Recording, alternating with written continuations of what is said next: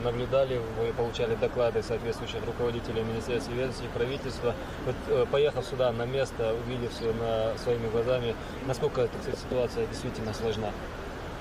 Ну, ситуация непростая, но ситуацию мы потихонечку ее приводим сегодня в соответствие с тем, что людям нужно создать условия для того, чтобы на этом таком начальном этапе, до того, как мы восстановим жилье, хотя бы элементарные условия создали человеческие. То есть с питанием, вот мне уже сейчас доложили, с питанием нормально здесь все.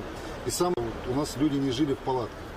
Потому что мы разместили людей и в школах, интернатах, в других учреждениях. Но самое главное, чтобы у нас сегодня люди не чувствовали себя беженцами, люди себя не чувствовали людьми, которые сегодня попали в беду, и к ним нет внимания.